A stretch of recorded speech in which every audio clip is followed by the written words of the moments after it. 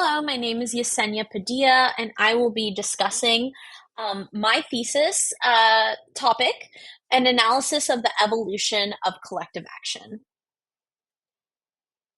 Collective action is defined as any action an individual group member takes where the goal is to improve conditions of the group writ large.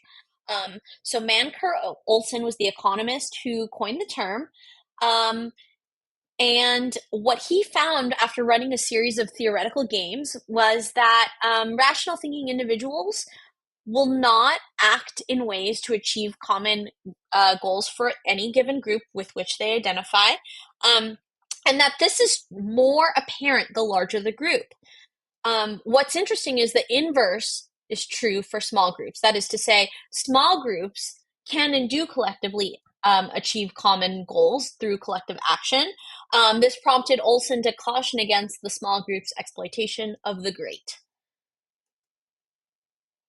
The argument for the necessity of coercive mechanisms to promote collective action comes from the idea of stopping free riders. That is to say, people who do not contribute to the collective goals but still benefit from them. Olson believed that without impetus, free riders have little incentive to contribute. Um, the issue that we start to come across is that as Olson's theory influences more real world, or that is to say, empirical policies of well-being, like social safety nets and welfare programs, are seen as antagonistic to individual opportunity and start to become replaced with the view that the only way to create a society that is socially responsible is to create external coercive mechanisms that force people to behave. But it begs the question, who decides what is socially responsible? Who builds the external coercive mechanisms? Who's being coerced and who's being punished for not falling in line?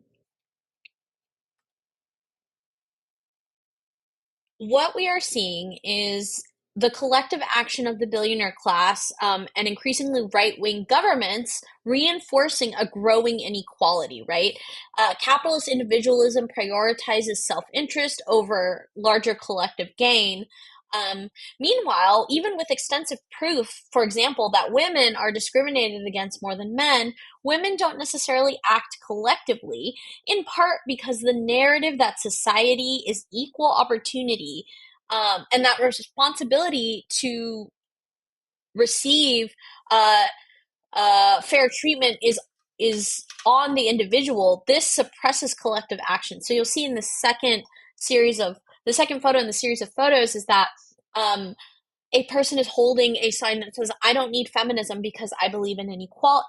I believe in equality, not entitlements and supremacy, right? This idea that we're already equal, there's no discrimination, and anything else is superfluous.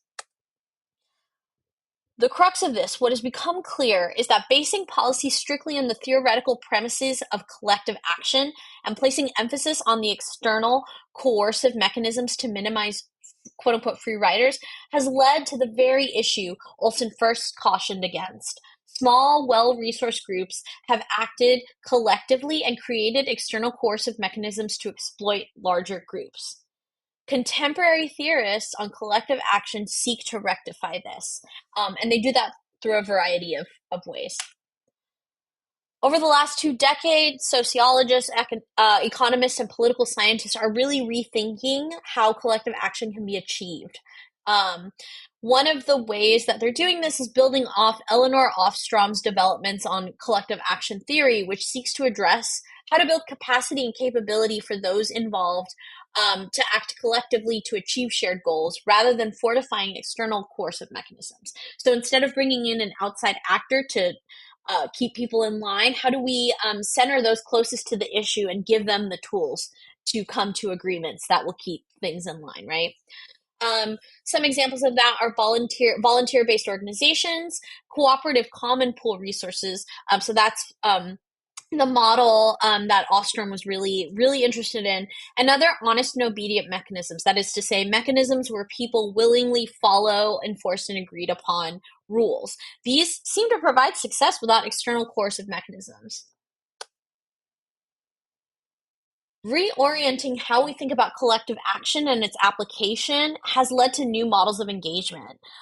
One that is particularly interesting to me is the collective action recursive empowerment model, so the CARE model, in which slow but gradually increasing collective action inspires large scale nonviolent collective action. Um, in a series of qualitative data interviews with organizers for the Armenian Velvet Revolution in 2018, they shared that this was a driving model that enabled them to have a successful, what is known as a peaceful revolution, where the right wing prime minister stepped down peacefully after a series of protests that grew larger and larger over the course of, I believe it was like 4 or 5 months. This evolution focuses on how collective action can bring about social change and builds a culture of caring for the common good.